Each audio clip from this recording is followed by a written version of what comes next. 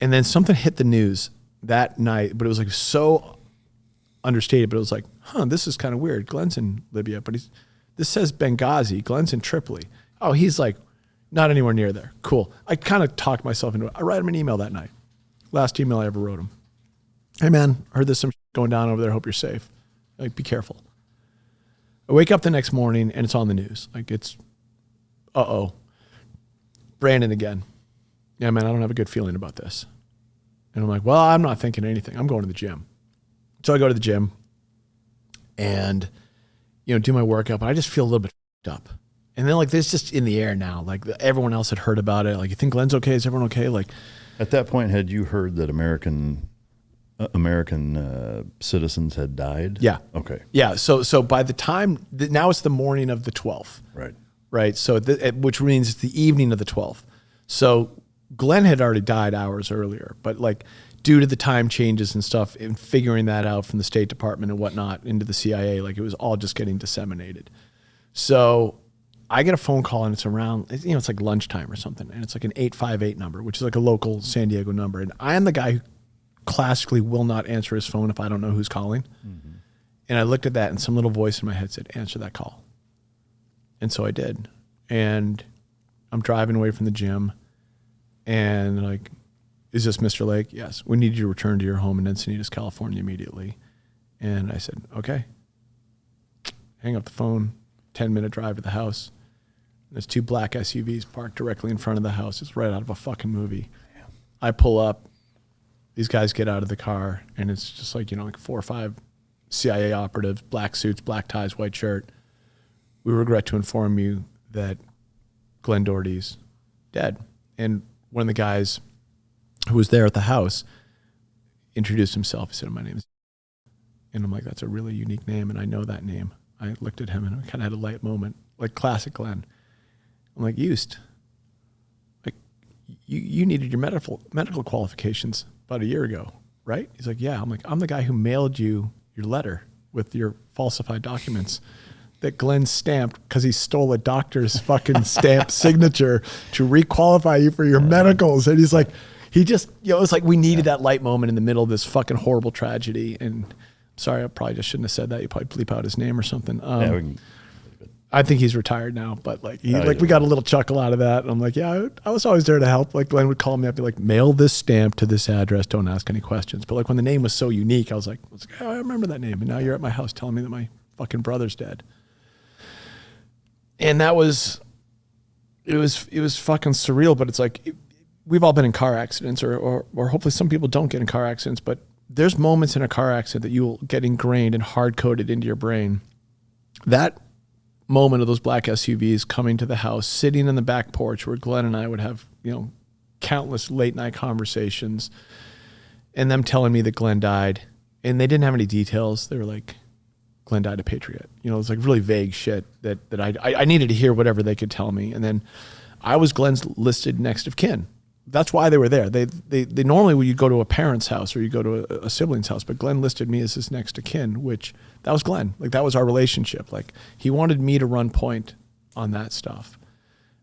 We had left our wills to each other. We had left like all of that crap to each other. Like that was by design. That was like, hey man, like I want you to take care of my stuff for me. Like, yeah, of course. Well, we're fucking immortal. We're going to live forever. So sure, you get all my debt. Yeah, no, you get all my debt. That's how we ran it, man. And then he died.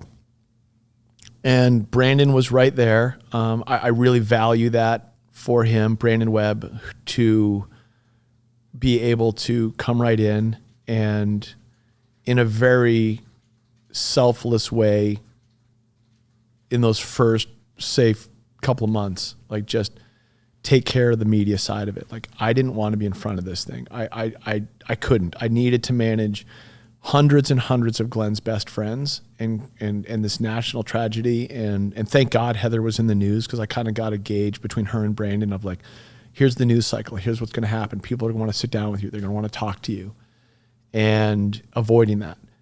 But then putting myself into like a very immediate cause of action, which was Glen died. This is a national event. You've got a job to do. Go take care of Glen's stuff. He entrusted you with his world. And I just sprung into action, which was what was needed. It was like, hey, you're going to go to Boston. The family's going to fly to Dover Air Force Base. They're going to go meet the president of the United States and receive the body. You're going to fly to Boston. There's going to be a funeral. You have to sign all the paperwork at the Costello Funeral Home in Winchester, Massachusetts. You have to receive Glen's ashes. You have to find his Form DD-214 and like, boom, just get into it, figure it out. Like, it's not like we rehearsed this. Like, I didn't know what a Form DD-214 was. Yeah.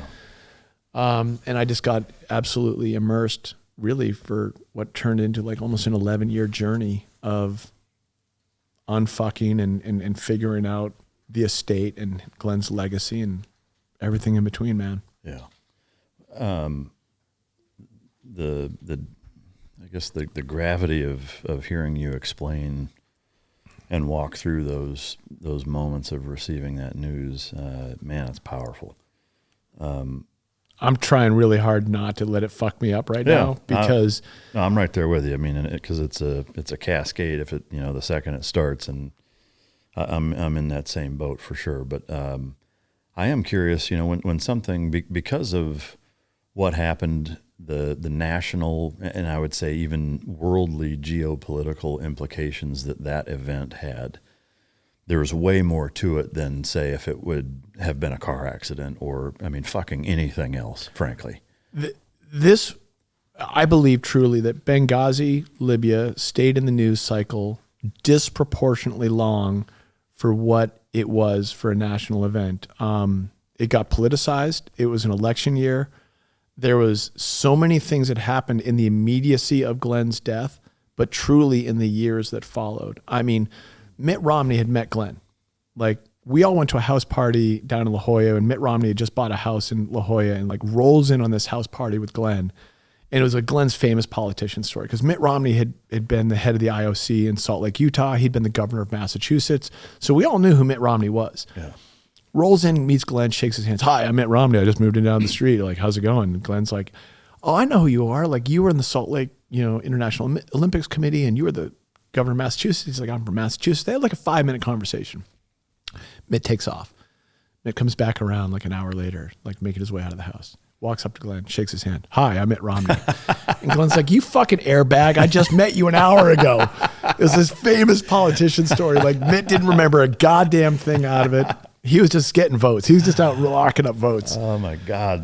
But the fact, like, to me, that says so much about, or it encapsulates so much about the kind of guy Glen was, like, because almost nobody is going to say that, like, hey, dipshit, we just met. Like, most people are just going to play it off like, oh, hey, nice to meet you. They're going to think that. They're not going to say that, No.